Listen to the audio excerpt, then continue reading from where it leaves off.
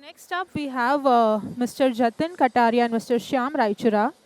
Uh, Ecosystem Architects, Mr. Jatin Kataria is a serial entrepreneur, investor, AN Group MD, and BCCI Saurashtra Treasurer.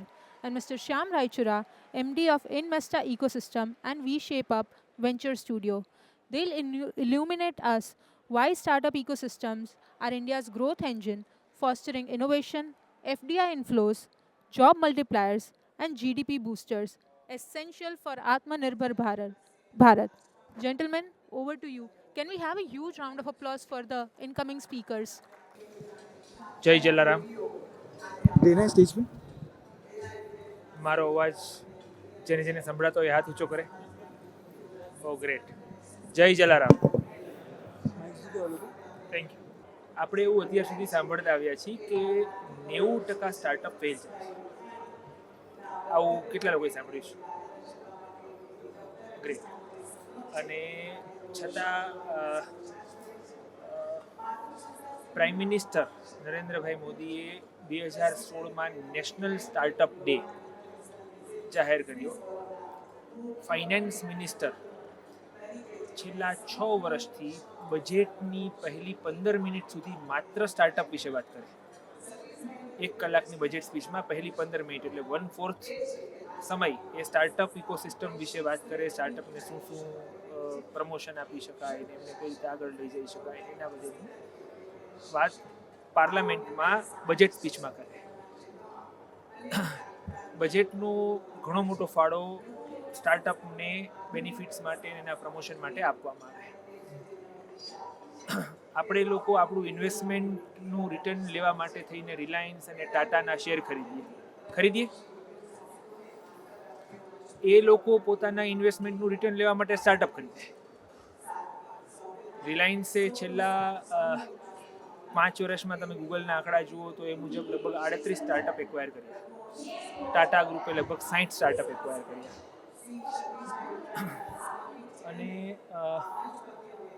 આટલું મોટું કામ થતું હોય, આટલું કંઈક હલચલ થઈ રહી હોય અને સામાન્ય લોકોને એવી ખબર હોય કે ભાઈ 90% 99% લોકો ફેલ જાય છે, 1% લોકો એમાંથી આગળ વધે છે. તો મને એવું લાગે છે કે કંઈક મેજર ટ્રેક્શન જે આવતા 5, 7, 10 વર્ષમાં આવવાનું હોય એ આપણે ક્યાંક મિસ આઉટ કરતા હોય એવું મને ફીલ થઈ રહ્યું છે. સો જો પ્રાઇમ મિનિસ્ટર, ફાઇનાન્સ મિનિસ્ટર, ટોપ કોર્પોરેટ્સ અને આપણે આગળ વાત કરીએ એ મુજબ દુનિયાના અમીર દેશો જે દિશામાં જઈ રહ્યા છે અને આપણે એમ માનતા હોય કે આમાંથી 99% લોકો ફેલ થવાના છે એ સ્ટાર્ટઅપમાંથી, તો આ સેશન જેનું મેં સબ્જેક્ટ એ છે કે ટ્રેડિશનલ ઇકોસિસ્ટમ સ્ટાર્ટઅપ વેવનો મેક્સિમમ બેનિફિટ કઈ રીતે લઈ શકે. તો આ સેશન પૂરું થાય ત્યાં સુધીમાં આ મથામણ આપણે આપણા મગજમાંથી દૂર કરવી એ એક અમારો મુખ્ય ઉદ્દેશ છે આ ઇવેન્ટ. દુનિયાના સૌથી અમીર દેશોના નામ બોલીએ તો મારી ઈચ્છા હતી કે હું લોકોને કહું કે આપણે સમજીએ, પણ આજની પરિસ્થિતિ મુજબ મારે વન વે જ વાત કરવી પડે એવું છે. સો અમેરિકા બધા લોકો એગ્રી કરે છે, અમીર દેશોમાંનું એક છે. સેકન્ડ નંબર ચાઇના આવે, ના આવે હું તમારાથી અલગથી પછી સર સમજીશ, પણ જે અમીર દેશો જેની જીડીપી, અમેરિકાની GDP if you talk $30+ trillion ની જીડીપી છે. $20+ ટ્રિલિયન ની જીડીપી ચાઇના છે. જર્મની કશેક $5 ટ્રિલિયન પ્લસ છે. ઇન્ડિયા $4 ટ્રિલિયન પ્લસ છે. અને સિમિલરલી જાપાન આપણી ક્યાંક આસપાસ છે. કદાચ રિસેન્ટ નંબર્સ થોડા પ્લસ માઇનસ હોઈ શકે, એક સ્ટેપ આગળ પાછળ. પણ કહેવાનો મતલબ એ છે કે આ જે અનુક્રમ મુજબ એમની જીડીપી છે કે એમની કન્ટ્રીની વર્થ છે, એ જ અનુક્રમ મુજબ એમના દેશમાં થતા સ્ટાર્ટઅપ્સ છે. 2016માં ઇન્ડિયાની જીડીપી $2 ટ્રિલિયન હતી, જે 2010 વર્ષમાં એ થઈને બમણી થઈ. અને સિમિલરલી સ્ટાર્ટઅપ ઇકોસિસ્ટમની મહત્વતા કે એની સ્ટ્રેન્થ પણ ડબલથી 3 ગણી થઈ. સો આ ક્યાંક કોરિલેશન છે કે જે આપણે યાદ રાખશું, આગળ જતીનભાઈ પાસેથી સમજશું કે વોટ ઇઝ ધ કોરિલેશન. બાકીના બધા દેશો છે કે જેની અમીરીના નામ મુજબ એમના લિસ્ટ મુજબ આપણે રાખેલા છે, પણ અત્યારે વાત પ્રસ્તુત નથી એટલે હું આમાં બહુ ડીપ નથી જતો. મેઇન સ્ટ્રીમ ઇકોસિસ્ટમ બધા લોકો સમજે છે. મેઇન સ્ટ્રીમ ઇકોસિસ્ટમમાં એમએસએમઈના ટુકડા પાડીએ તો 10 કરોડથી ઓછા ટર્નઓવર હોય એને માઇક્રો કહીએ, 10 થી 100 કરોડ હોય એને સ્મોલ ઇન્ડસ્ટ્રીઝ કહીએ, 100 થી 500 કરોડ હોય એને મીડિયમ કહીએ, અને 500 થી વધારે કરોડનું એનું ટર્નઓવર હોય તો એમને આપણે લાર્જ ઇન્ડસ્ટ્રીઝ કહીએ. આવું કંઈક સ્ટાર્ટઅપમાં પણ છે.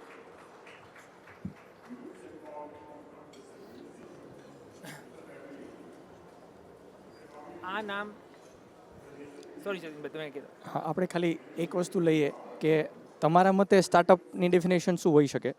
આ કદાચ આપણે પ્રશ્ન પૂછોત, પણ જો આપણે એનો જવાબ કહીએ કે જો જનરલ લોકો શું વિચારતા હોય કે જે નવું ચાલુ કરે કાંઈક એને સ્ટાર્ટઅપ કહેવાય, બરાબર? આમાં કેટલા લોકો એગ્રી કરે છે? ઓકે, તો લગભગ મેજોરિટી ઓફ ધ લોકો. પછી સરકારે શું કીધું કે તમારી કંપની 10 વર્ષથી નીચે રજિસ્ટર્ડ હોય અને તમારું ટર્નઓવર 100 કરોડથી નીચે હોય અને ઇનોવેટિવ હોય એને સ્ટાર્ટઅપ કહેવાય, બરાબર? આ ગવર્મેન્ટ બેનિફિટ્સ અવેલ કરવા માટેનો ક્રાઇટેરિયા છે. મતલબ 99.99 કરોડ સુધી તમે સ્ટાર્ટઅપમાં ગણાઈ શકો.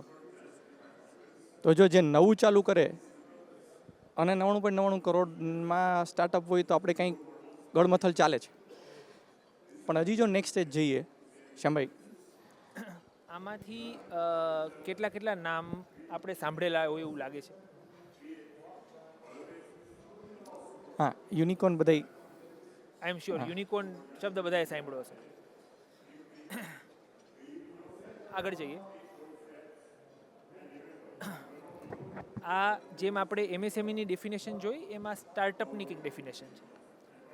Pony startup $10 million, centaur startup $100 million, unicorn startup $1 billion. $1 billion એટલે 9,000 કરોડથી વધારેનું જેનું વેલ્યુએશન હોય એને પણ સ્ટાર્ટઅપ કહીએ છીએ.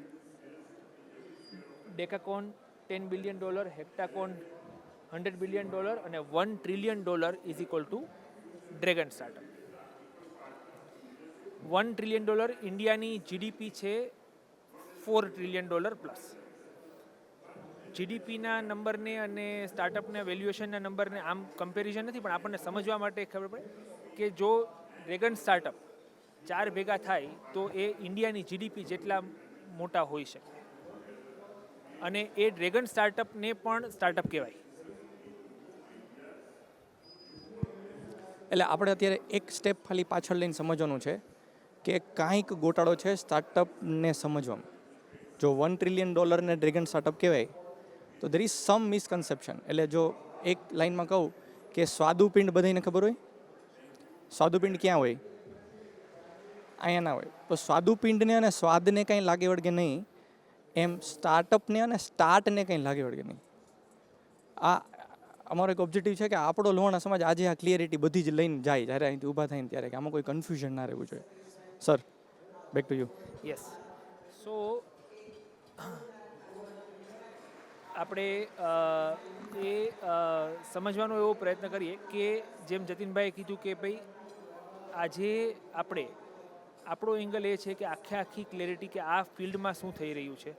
જેમ ભારત સરકારને 10-15 વર્ષ પહેલાં રિયલાઇઝેશન થયું, જેમ રતન ટાટાએ ઇન્ડિવિજ્યુઅલ કેપેસિટીમાં 60થી વધારે સ્ટાર્ટઅપમાં ઇન્વેસ્ટમેન્ટ કરેલું છે, અત્યારે સ્વર્ગસ્થ છે, 10-15 વર્ષ પહેલાંથી.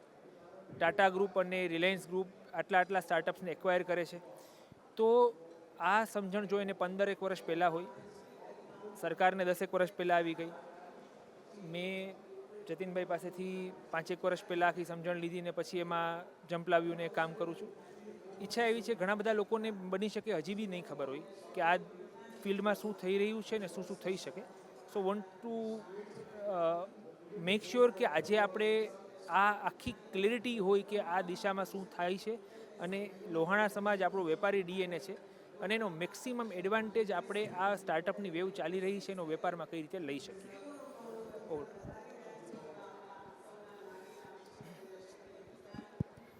જો જેમ જેમ આપણે એસએમઈની ડેફિનેશન જોઈ, સ્ટાર્ટઅપની ડેફિનેશન જોઈ, એના ક્યાંક સ્ટેજને ડિફાઇન કરીએ.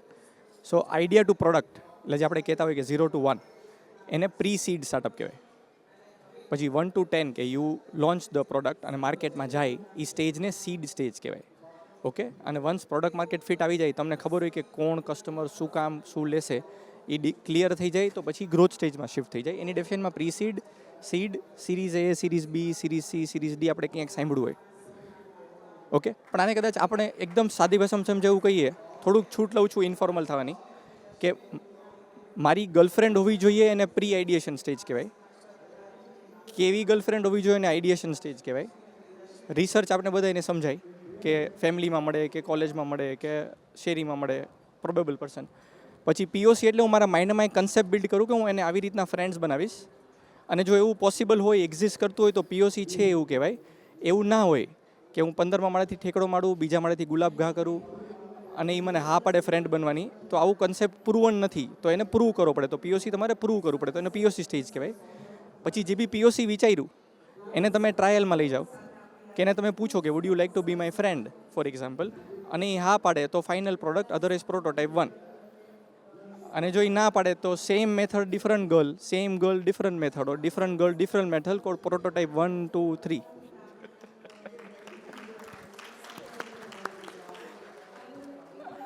સો દેટ ઇઝ 0 to 1, તમે ફ્રેન્ડ બની ગયા. Okay, so that is how you can define. હવે તમારે આઈડિયા કે કંપની કે જે બી હોય તમે ડિફાઇન કરી શકો કે અહીંયા આવે. અને સીડ સ્ટેજ, તો આલ્ફા એટલે ગર્લફ્રેન્ડ બોયફ્રેન્ડ બનવું, બીટા એટલે લિવ ઇન રિલેશનશિપમાં જવું, લોન્ચ એટલે સગાઈ કરવી, એક્ઝિક્યુશન એટલે લગ્ન કરવા, અને મેઇન દુનિયા પછી ચાલુ થાય. રેડી? તો આ આપણી સમજણ. તો જે પ્રી સીડ સ્ટેજમાં સપોર્ટ કરે ને એ દુનિયાને પ્રી ઇન્ક્યુબેટર અને આઈડિયા એક્સેલરેટર કહેવાય. તો તમને એક પ્રશ્ન પૂછું કે આપણે વાળ કપાવે તો ક્યાં જઈએ? વાણંદ પાસે, રાઈટ? તમે બોલો છો એ ક્યાંક તમને તો સંભળાય જ છે એમ. અને જમવું હોય તો રેસ્ટોરન્ટમાં જઈએ. એમ આઈડિયા આવે તો ક્યાં જવાનું? તો as a whole business ecosystem આપણને એ પ્લેબુકવાળી દુનિયા નથી ખબર, તો એને આઈડિયા એક્સેલરેટર કહેવાય. એવી કોઈક જગ્યા હોય. સો વર્લ્ડમાં there are amazing idea accelerators in the world, જે 0 to 1માં કામ કરે. પછી તમે માર્કેટમાં આવી ગયા હોય અને સપોર્ટ કરે તો એને ઇન્ક્યુબેટર અને એક્સેલરેટર કહેવાય. અને દેર is a separate game which is venture builder અને વેન્ચર સ્ટુડિયો, ક્યાંક અલગ ચાલે છે. આ ટર્મિનોલોજી કદાચ આપણે ના સાંભળી હોય, કાં વધારે ડેપ્થ ના ખબર હોય. આર યુ વિથ મી? તો આપને એટલી ખબર છે કે આપણે આ નથી ખબર, તો હવે એની ખબર પાડવાની છે. આપણે હવે એટલી ખબર પડી કે ગૂગલ શું કરવાનું. અત્યારે પણ એના ડેફમાં નથી જતા, બીકોઝ ઓબ્જેક્ટિવ પાછો નથી એટલો ડીપમાં જવાનો. But you understood? હવે કદાચ સ્ટાર્ટઅપ ડેફિનેશન આપણે એક લાઇનમાં સમજીએ કે 2 ટાઈપના ડેફિનેશનને સ્ટાર્ટઅપમાં કહી શકાય. આ ડેફિનેશન આપણી છે, ખોટી હોઈ શકે, સાચી હોઈ શકે, સેકન્ડરી મેટર છે. એક એવું જે ઇનોવેશન કરતા હોય કે કાંઈક નવું. સો તમે સાયકલ જોવો તો ડિસરપ્શન હોય, જે અનડાઇજેસ્ટેબલ હોય, ડિસરપ્શન કહેવાય. પછી ઇન્વેન્શન, પછી રીઇન્વેન્શન, પછી કંઈક અલાઇનમેન્ટ, પછી એ કોમ્પિટિશન આવે, પછી પ્રાઇસ ફાઇટ થાય, પછી પ્રાઇસ વોર થાય, અને પછી સેક્ટર પૂરું થઈ જાય. તો જે ઇનોવેશન સાઇડ હોય, disruption and invention side, that is also known to be a startup. Are you with me? Okay. પછી એક બીજી દુનિયા છે જેને સ્કેલેબલ દુનિયા કહેવાય. સ્કેલેબલ દુનિયાને બી સ્ટાર્ટઅપ કહેવાય. ફોર એક્ઝામ્પલ, આપણે ટી પોસ્ટમાં અહીંયા છે સ્ટોલ, તો ટી પોસ્ટ શું બનાવે?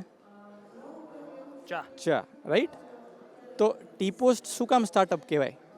એ સ્કેલેબલ સ્ટ્રક્ચરમાં ગયું. તો આપણને સિસ્ટમ પ્રોસેસ ખબર હોય, કદાચ કંટ્રોલ નામની એક્ટિવિટી ના ખબર હોય. તો જસ્ટ એક ક્વિક એક્ઝામ્પલ, કે સ્વિસ બેંક નામ સાંભળ્યું હોય? આપણે બેલેન્સ શીટને પીએનએલ કેટલા ટાઈમે પબ્લિશ કરીએ? વર્ષે. કોઈ ક્વાર્ટરલી પ્રિપેર કરીને ઇન્ટરનલી બી પબ્લિશ કરતા હોય. સ્વિસ બેંક, યુબીએસ છે, એ દરરોજ કરે છે. Every day publish. પ્રિપેર નથી કરતો. પબ્લિશ એટલે પબ્લિકમાં આવી જવાનું, અને એમાં કંઈ લોચો થાય તો શેર પ્રાઇસમાં હલચલ થાય. આર યુ વિથ મી? તો એ લોકોએ 17 કંટ્રોલ ડિફાઇન કર્યા છે, જે રોજ ચેક કરે. એ 17 કંટ્રોલમાંથી પાસ થાય ને એટલે પબ્લિશ થાય. સો કંટ્રોલ્ડ બેઝડ ગેમ જે સ્કેલેબલ થઈ શકે. અધરવાઇઝ તમે 100 ફ્રેન્ચાઇઝી ખોલો અને ત્યાં કંઈક પ્રોબ્લેમ થાય કે કોઈ ચોરી કરતું હોય કે કોઈ કાંડ કરતું હોય કે કોઈ કાંઈ બી એક્ટિવિટી કરતું હોય જેથી તમને ના ખબર પડે પ્રમોટરને, તો એ ફ્રેન્ચાઇઝી ઇવેન્ચ્યુઅલી બંધ થઈ જાય. So that is called control driven scalability. Are you with me? So એક ઇનોવેશનની દુનિયા, અને એક સ્કેલેબિલિટીની દુનિયા.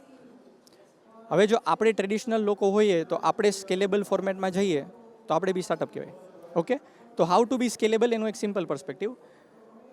This is our perspective. So when ever resource dependency goes down, resource ઉપરની ડિપેન્ડન્સી ઓછી થાય એમ સ્કેલેબિલિટી વધે. Resource can be infra, logistic, human resource, any resource. પણ એક્ઝામ્પલથી સમજાવું.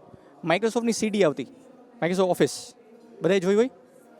તો એ શું થાય કે મેન્યુફેક્ચરિંગ ફેક્ટરીમાં સીડી બને, એની અંદર સોફ્ટવેર એન્ડ પ્રોગ્રામિંગ થાય, એ બોક્સમાં આવે, પછી એક મોટા બોક્સમાં જાય, પછી કાર્ટૂનમાં જાય, કન્ટેનરમાં જાય, ઇન્ડિયા આવે, મહારાષ્ટ્ર આવે, ગુજરાત આવે, મુંબઈમાં પહોંચે, ડિસ્ટ્રીબ્યુટર પાસે જાય, રિટેલર પાસે જાય, પછી સીડી લઈએ, કોમ્પ્યુટરમાં નાખીએ ને માઇક્રોસોફ્ટ ઓફિસ ઇન્સ્ટોલ કરીએ. કરેક્ટ? આ બધું જ જોયું છે આપણે. તો માઇક્રોસોફ્ટે વિચાર્યું કે મારે સ્ટાર્ટઅપ વે ઓફ પ્રોસેસ કરવી છે. So then they converted everything into online. તો ક્લિકથી તમે બાય કરી શકો, ખાલી માઇક્રોસોફ્ટ વર્ડ બાય કરી શકો, જાન્યુઆરી ફેબ્રુઆરીમાં વાપરી શકો, માર્ચ એપ્રિલમાં કેન્સલ કરી નાખો. So what they did is they reduce the resource dependency, manufacturing resources dependency goes down, supply chain goes down, logistic goes down, infrastructure vent down, distributor dealer structure vent down, right? તો જેટલી resource dependency ઓછી થઈ એટલી scalability. તો જો આ સમજાય તો આપણે જેટલા બી લોકો બિઝનેસ રન કરીએ છીએ સ્કેલેબલ થઈ શકીએ, તો આપણે સ્ટાર્ટઅપ થઈ શકીએ. એટલે માઇક્રોસોફ્ટની વેલ્યુએશન $3 ટ્રિલિયન છે. Microsoft is doing a startup way of doing business. So startup is a way of doing business, નહીં કે સ્ટેજથી આપણે ખાલી સમજીએ. બધા મારી સાથે? સો બિકોઝ માઇક્રોસોફ્ટની $3 ટ્રિલિયન વેલ્યુએશન છે, that is known to be a dragon startup. We can skip this. So startup ઇકોસિસ્ટમમાં આટલા ટાઈપના પ્લેયર હોય. આપણે એમાં અંદર નથી જતા વધારે, but the moment you go deeper into it, આ બધા જ એરિયાને યુટિલાઇઝ કરવાના હોય. ઓકે, પણ ફોટોગ્રાફ લઈ શકશો ઇન કેસ. હા, ફીલ ફ્રી. પણ એક એક્ઝામ્પલ આપો કે માની લો ફંડ સાઇડ છે, સર હમણાં સરસ આખો ટોક આપ્યો બ્લૂમથી. તો આપણે એને ખાલી બેકએન્ડમાં જઈને સમજીએ તો એ દુનિયા બી કોમ્પ્લેક્સ છે કે retail investor, Angel network, Angel fund, syndicate, micro VC, VC, CVC, venture studio fund, venture date fund, fund of fund. There are so many type of investor also sitting in front of you if you are a startup. જેમ સ્ટાર્ટઅપના અલગ અલગ stage છે એમ એ બાજુના બી ઘણા બધા stage છે. પી ફંડ્સથી લઈને બધું જ આવી ગયું. નેક્સ્ટ. હવે એઝ એ એસએમઈ આપણે કદાચ સમજીએ કે સમજી લો કે એક વાયરસ છે ને એ દર મિનિટે બમણો થાય છે, ટ્વાઇસ. અને એઝ્યુમ કરીએ કે 100 મિનિટ્સમાં આખી પૃથ્વી કવર કરી લેશે. સો 99th મિનિટમાં 50% પૃથ્વી નથી કવર થઈ. R you with me? 98th મિનિટે 25% પૃથ્વી ને એરર આવી છે, 97 ને 12.5, 96 છે. તો બેઝિકલી 90 મિનિટે 0.1% પૃથ્વી જ અફેક્ટેડ છે, 99.9 નથી affected. Are you with me? So as એ ધંધારથી આપણે જોવાનું છે કે આપણા સેક્ટરને જે બી વાયરસ અફેક્ટ કરવાનો છે એ આપણને 1 થી 75 મિનિટમાં ખબર પડે, રાધર દેન 80 મિનિટ પછી ખબર પડે. કોવિડ આવવાનું હતું એ આપણને ખબર હતી, યુરોપિયન કન્ટ્રીમાં આવી ગયું હતું, કન્ટ્રી બંધ થતા હતા, તો આપણને આવશે એવું ખબર તો હતી જ, પણ જ્યારે આવ્યું એની પહેલાં આપણી ફેક્ટરી કે આપણો બિઝનેસ પ્રિપેર્ડ હતો એ બંધ થવાની પ્રોસેસને અટેન્ડ કરવા માટે? જો નહોતા તો આપણને હજી બી 1 થી 50 મિનિટમાં જોવાની આદત નથી. આઈ મીન જસ્ટ શ્યામભાઈ વિશે કહું તો શ્યામભાઈને એ લોકો, એટલે માર્કેટિંગ નથી કરતો, બટ એક કેસ સ્ટડી ખબર છે, એટલે કે એ લોકોએ કોવિડના 60 દિવસના પીરિયડમાં વ્હીકલ તમે જઈને પરચેસ કરો, રાઈટ, ડ્રાઈવ કરો ને એ બધું કરો. 60 દિવસ જ્યારે બંધ હતું, બધું જ બંધ હતું, ત્યારે સર તમે કેટલો બિઝનેસ કર્યો હતો? તમારે માઇકમાં એ સમય દરમિયાન વેચ્યા હતા. પાછું બોલું, કટ થઈ ગયું. એ સમય દરમિયાન we sold 1200 vehicles. So there is a predictability કે આવું કંઈક આવશે તો કેમ અફેક્ટ થશે, કેમ પ્રિપેર કરશું. સો that is cold virus understanding, જે સ્ટાર્ટઅપ ઇકોસિસ્ટમને યુટિલાઇઝ કરવાની વાત છે. એવી જ રીતના તમે બિઝનેસ લાઈફ સાયકલ જુઓ તો પહેલાં બિઝનેસ લાઈફ સાયકલ 70 વર્ષની હતી અને 35 વર્ષે આપણે બદલી શકીએ. તો 2-3 પેઢી એક જ ધંધામાં કામ કરી શકે. જે લાઈફ સાયકલ નાની થતી ગઈ કે 40 વર્ષની લાઈફ સાયકલ થઈ, 20 વર્ષે બદલવાનું, પછી ધીમે ધીમે 20 વર્ષની થઈ, 10 વર્ષે બદલવાનું. તો 2 પેઢી એવું સાંભળ્યું કે કોઈ બી ધંધાનો દસકો હોય, સાંભળ્યું હોય? કરેક્ટ. હવે લાઈફ સાયકલ નાની થતી જાય છે. તમે ખાલી ગેસ કરો કે 20 વર્ષની હતી તો અત્યારે કેટલી હશે? તો 16 થઈ, 12 થઈ, 10 થઈ, 8 થઈ, અત્યારે 7 છે. 7 વર્ષની લાઈફ સાયકલ છે અને 37 વર્ષે કંઈક ચેન્જ કરી લેવું જોઈએ. 3.5 વર્ષ. હા 3.5 અને જેવું સેક્ટર કોઈક સેક્ટર કોમ્પ્લેક્સ હોય તો 4.5 વર્ષ થાય, કોઈ કોમ્પ્લેક્સ ના હોય તો 1.5 વર્ષે બી થાય. ફેશન ઇન્ડસ્ટ્રી દર વર્ષે કરવું પડે કે આ વિન્ટરનું સિઝન આવતા વિન્ટરમાં ના ચાલે તો એનું સાયકલ ફાસ્ટ ક્રેક થાય, રાઈટ. તો હવે એ સમજવાની જરૂર છે કે પહેલાં એ સમજાતા કે દર ધંધાને સેટ થતા 1000 દિવસ થાય એવું સાંભળવું હોય અને કોઈ બી ધંધાનો દસકો હોય એ કરેક્ટ થઈ ગયું છે. So globally business ecosystem at large આ ફાસ્ટ ચેન્જ માટે રેડી જ નહોતી અને સ્ટાર્ટઅપ ઇકોસિસ્ટમ એટલે પોપ્યુલર થઈ કે it is very fast, very agile, very open, very interactive. તમે ટ્રેડિશનલ દુનિયામાં લોકોને ના પૂછી શકો કે તમારો ટર્નઓવર કેટલો, તમારો પ્રોફિટ કેટલો, તમારું માર્જિન કેટલું. But in a modern world you can always ask કે તમારો ટર્નઓવર કેટલો છે, તમે કેટલી પ્રોડક્ટ સોલ્વ કરી, right. It's more open, quick. So જ્યારે ફોર્ચ્યુન 500ની કંપનીઝ છે ને એ લોકોનું તમે લિસ્ટ કાઢો ને તો 60 વર્ષ પહેલાં જેટલી કંપની હતી ને એમાંથી 80% એ નથી ત્યાં. સો હું લિસ્ટમાં નથી એક નંબર અલગ છે અને બિઝનેસમાંથી જ બહાર એનો એક નંબર અલગ છે, રાઈટ. તો બધા જ લોકો ફોર્ચ્યુન 500 બનવા જઈ રહ્યા છે ટર્નઓવર વાઇઝ અને ઉપરથી એ લોકો નીચે પડી જાય. તો જેમ આપણા લોહણારમાં કંઈ પ્રોબ્લેમ થાય તો આપણે ભેગા થાય એમ ફોર્ચ્યુન 500 વાળા બધા ભેગા થયા કે આને કેમ ફાઇટ કરવું. તો એ લોકોએ જે સોલ્યુશન આપ્યું એને કહેવાય કોર્પોરેટ ઇનોવેશન. એટલે શું કે આપણા ધંધાને કે આપણા સેક્ટરને ફાયદો કરી શકે ઓર નુકસાન કરી શકે એવી કંપની અને એવા લોકો એક્ઝિસ્ટ કરે છે જે આપણને દેખાતા નથી ઓર આપણે જોતા નથી. એવું કોર્પોરેટને સમજાણું. આર યુ વિથ મી? અને એ જો દેખાય છે તો આપણે એની યારે સીધા પ્રાઇઝ ફાઇટમાં અને વોરમાં વયા જાય છે. કોઈ કોમ્પિટિટર દેખાય તો ફીચરમાં અને પછી પ્રાઇઝમાં ફાઇટ કરી. આર યુ વિથ મી? તો એઝ અ કોર્પોરેટ ઇનોવેશનનું કીધું કે જે બી વ્યક્તિ કે સંસ્થા આપણા ધંધાને ફાયદો કરી શકે કે નુકસાન કરી શકે ઓર આપણા સેક્ટરને ફાયદો કરી શકે કે નુકસાન કરી શકે એની સાથે કાંઈક કરવું. સો કાંઈક કેન બી વોટ, કાંઈક can be advisory, partnership, strategic partnership, joint venture, investment, strategic investment, acquisition, acquire them and let them run it, acquire them and I run it, acquire કરીને પ્રોડક્ટ મર્જ કરી દો, acquire કરીને team merge કરી દો, acquire કરીને product kill કરી નાખો, company kill કરી નાખો. આ બધું જ કોર્પોરેટ ઇનોવેશનમાં આવે. અને એની મેથોડોલોજી હોય કેટલી બધી નવી મોડર્ન મેથોડોલોજી જે કદાચ આપણને open innovation is a modern methodology જે આપણને ના કદાચ ખબર હોય, accelerator is a modern methodology, venture studio is a modern methodology જે બિઝનેસ કદાચ આપણને ડીપ ના હોય. Are you with me? So જો એ કોર્પોરેટને લાગુ પડે તો એસએનએમાં બી સેમ લાગુ પડે કે એને એવી કંપનીને જોવી અને જોઈને કાંઈક કરવું. અને એટલે જ જે સરે કીધું કે રિલાયન્સ આવું કરે છે, ટાટા આવું કરે છે, એ બધાય કોર્પોરેટ ઇનોવેશન કરે છે. તો આપણે એસએમઈ ઇનોવેશન કરવાનો છે. એક ક્વિક એક્ઝામ્પલ અને ધેન વિલ ક્લોઝ. શ્યામભાઈને લોકો એઝ હી ઇઝ હિયર તો હું એમનું જ એક્ઝામ્પલ લઉં છું. પાછો હું બ્રાન્ડ એમ્બેસેડર નથી, મને સાહેબે કંઈ પેમેન્ટ નથી કર્યું સેપરેટલી બોલવાનું. આ ડિસ્ક્લેમર આપી દઉં. એ જનરલી ના પાડતા હોય કે એક્ઝામ્પલ ના દેવું, પણ લાઈવ છે તો આપણે આપણા જ લોહણાના જ એક્ઝામ્પલથી સમજીએ તો ઇઝી રહીએ. તો they are into retail space or એ લોકો ડીલરશિપ સ્ટ્રક્ચરમાં હતા. તો they have a hotel, retail space, automotive બધું જ છે.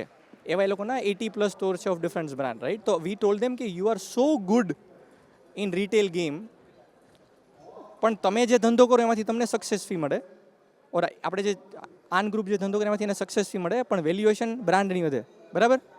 તો તમને રિટેલ આવડે જ છે તો તમે સારી ઇનોવેટિવ સ્ટાર્ટઅપ ઓર સ્કેલેબલ સ્ટાર્ટઅપમાં તમે જોડાઓ અને પછી એમાં ઇન્વોલ્વ થાવ અને એમાં તમે વેલ્યુએડ કરો કે એને ઓફલાઈન એક્સપાન્શન તો કરવું જ છે. તો એક એક્સપેરિમેન્ટ કર્યું. દેર ઇઝ અ શૂ કંપની જે પ્રોટોટાઇપ સ્ટેજ પર હતી. સો ઇન્વેસ્ટમેન્ટ બી લીડ કર્યું સરે, બીજા ઇન્વેસ્ટરને બી ઇન્ક્લુડ કરેલા લાઈક હાર્દિક પંડ્યાને બધા બી સાથે આવ્યા. અને ધેન બિયોન્ડ ધેટ સરે કીધું કે ઓફલાઈન રિટેલ એક્સપાન્શન હું જોઈ લઈશ એ સ્ટાર્ટઅપ માટે. તો એની ઇક્વિટી અલગથી લીધી અને ઇન્વેસ્ટમેન્ટની ઇક્વિટી અલગથી લીધી. Are you with me? Cutting story short, it's been 3 years now. પણ હમણાં Sequoia capital invested 30 crore at 150 crore valuation. તો સરે શું કર્યું કે ઓફલાઈન સ્ટોર્સ ખોલાવડાવ્યા, Hamleys, Shopper Shop, Lifestyle introduce કર્યા. એ તો બધા ઓળખતા જ હતા, આવડતું જ તું.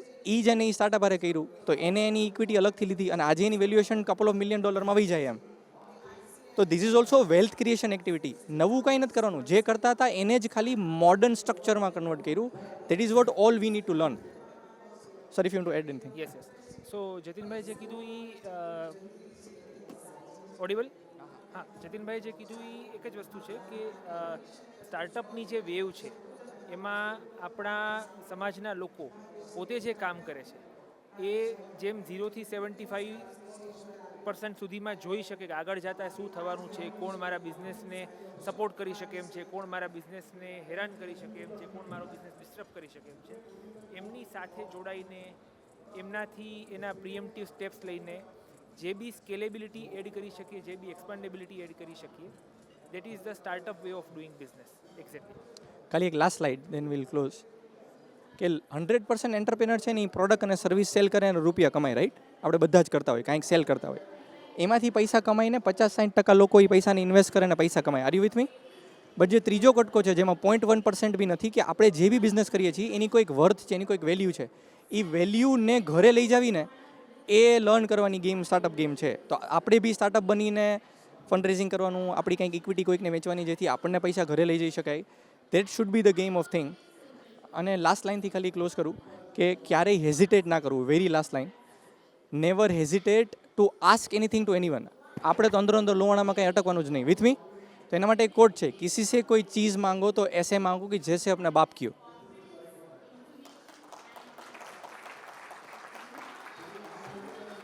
અને એની બીજી લાઈન છે કે નહીં મિલે તો સોચ લેના વૈસે ભી કહા અપને બાપ કી થી. Thank you very much.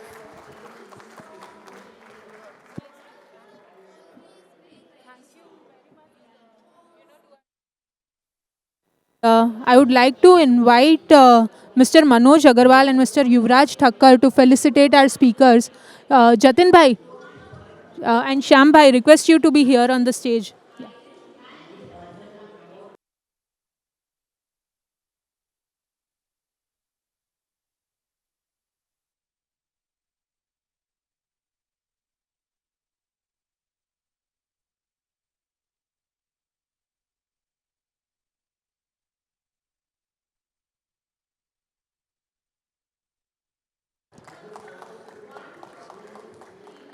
Thank you, everyone.